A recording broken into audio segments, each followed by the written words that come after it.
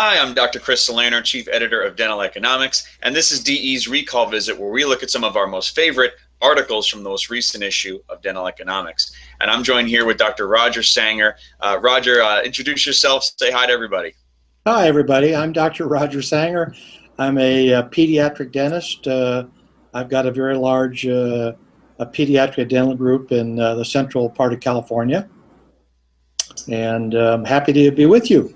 Thank you. And you're a terrific writer and lecturer, I've been told. I'd love to see you sometime in the lecture room. You've coined a term, and this is now your second article with us recently. You wrote one back in April with us on the same topic. You coined the term pedonomics, which I love. Can you tell us what your definition of pedonomics is? Yeah, I combined pediatric dentistry with economics and came up with the word pedonomics. And I've realized this, that, a lot of practitioners guide themselves into thinking that success is that time of their practice when they don't have to see kids anymore. And I think we've got basically three trends right now that I start out with what pedonomics is. Number one is the birth rate. We're at about 4 million births a year. And, the baby boomers had their highest was about 4.3. So that's telling us that, we've not really declined in our birth years. Second thing is, I don't know, when I left dental school, went into pediatric dentistry, they said, oh, within 10, 15, 20 years, you'll be out of work because there'll be a caries vaccine. Well, look at today, the caries is an epidemic. No matter whether it's Canada, the United States, wherever you go, it's an epidemic. The sugar consumption is just atrocious. Then the third trend is we got a lot more dental plans today for children's dental health. The caveat is those dental plans tend to be more preferred provider or network organizations, be it a governmental PPO plan or a private insurance plan. So you link those three things together, and by year 2020, we're going to have probably the largest segment of our population will no longer be the baby boomers. It'll be the 0 to 18. So if I were in general practice, I would certainly look at how I could shift my practice into the next paradigm. Chris, I think dentists have done a marvelous job of shifting their practice over the years into the adult baby boomer paradigm, cosmetics, implants, sedation, non-surgical perio, things they read about in your magazine. But I haven't seen a tremendous shift into the next segment. And if I were a middle-aged or younger practitioner, I'd say, gee, maybe I should look at shifting my practice into more pediatric dentistry. Well, that's great. And in your two articles, you've laid the groundwork to help dentists overcome, general dentists in particular, overcome their fear perhaps of treating pediatric patients. And you list a number of products that are certainly very helpful to make it very efficient. Now, in your April article, you used the phrase time economics. Time economics. As a model as profitability per unit time, per unit of chair time. And one conclusion you draw is that it's better, especially in pediatrics perhaps, it's better to treat more disease at 70% of your fee schedule than relatively less treatment at a disease at 100%. So can you tell me more about that? Yeah, a lot of dentists think in terms of just their fees, and a lot of dentists would just love to stay with 100% of their fee schedule. And so they don't usually look at the PPO plans that are becoming, just numerous out there. So let's take an example. A child may come to the practice and they may have a lot of caries. You say, well, gee, that child's on a PPO plan and we're at maybe 70%.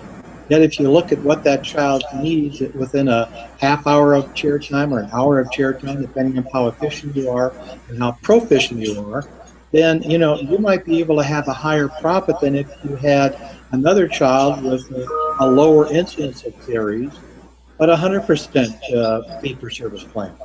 So, if I were a general practitioner or a pediatric dentist, I'd say, let's look at our profitability per hour and not so much of the fee and the percentile of the fee and what we bill on that percentile.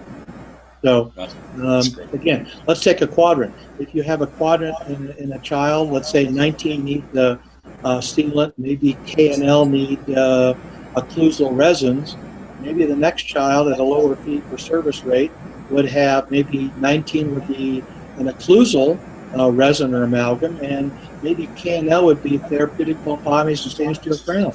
So again, the higher fee would be on the child that needed more dental care done, but also maybe the higher profitability, even though there's a lower PPO or preferred provider rate plan that child would be on.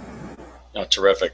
So can you tell me, for the audience watching, they may think pediatric dentistry hasn't changed in the past 20, 30 years, that it's still stainless steel crowns and pulpotomies and using the same materials they've always used. What are just, and you cover this very, very well in both of your articles, but can you give us just maybe a couple of products that you think are really able to change the game for practicing dentists and pediatrics? First off, I think a lot of us need to do a better job of diagnosing. And so what's really come along, and 3M is leading that with their products, and that's the Cambra, caries management by risk assessment. And then the American Academy of Pediatric Dentistry says, let's look at that, and let's quit dinking around. Let's look at a child that maybe the first visit to the dentist, they come in and say, well, why don't we observe this? Why don't we do a minimally invasive maybe resin restoration? And then the child comes back in 6 months or a year or 18 months, and my God, they've got more caries. And so you, again, do some minimally invasive stuff, and then certainly enough, 6 months down the road, a year down the road, they come back and more caries. And that's not a practice builder. That doesn't include a lot of confidence in the dentist by the parent. So what we say is take a look at the child first off for risk and assess your treatment plan. So that's just one thing. Then in terms of behavioral guidance, we've got some great sedative new drugs out there that are no memory drugs, so that are safer drugs. We've got some advances in local anesthesia, buffering. A good product is Onset. We've got a couple of new things in the pipeline. One's going to be a nasal spray that's just gone through the 3rd clinical trial, where a child can just have an atomizer and a nasal spray, and that'll anesthetize most of the maxillary teeth.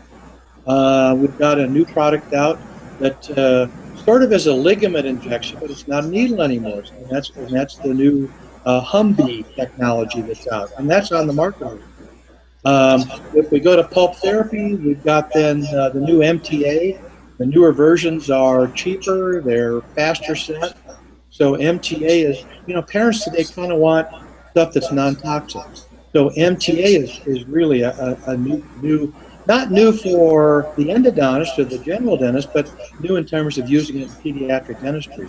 And then we've got a lot of parents who say, I just don't want any more metal crowns. Like I don't want metal in my child's mouth, they don't want metal crowns. So we've got the new technology with zirconia. And I think NuSmile's got some great products out that have just revolutionized cosmetic dentistry in terms of both anterior and now posterior.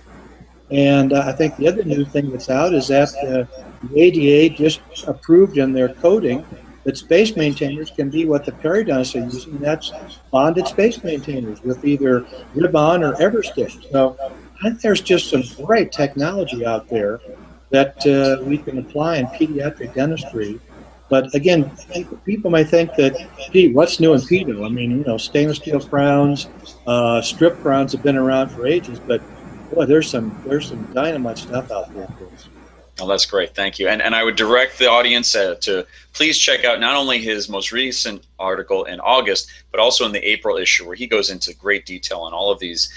Any other resources or events coming up that we can direct people to if they want to learn more? Yeah, I lecture, as you mentioned, for 2 organizations. I lecture for Docs Education, which is a private firm in Seattle. It does sedation. So we have a November course coming up in Seattle on oral conscious sedation for children. I also lecture for the Institute for the Clinical Practice of Pediatric Dentistry. That's kind of a mouthful, but it's icped.net. And that we have a course coming up. We partnered with UNLV in Las Vegas because really, a lot of people will tell us, how can I do dentistry on a child faster, better, and easier? And sometimes to do that, it's not so much just going to a lecture, but you got to do it. You got to go to a sim lab, so you can do the pulp therapy and the crowns and the space maintainers and the new resin products for interproximal and occlusal restoration. So that course is coming up October 16th and 17th in Las Vegas at UNLV. Terrific. Well, thank you very much, Dr. Sanger. Thank you, and thank you, everyone. Oh, my pleasure. My pleasure. And we'll see you at the next recall visit. Thank you.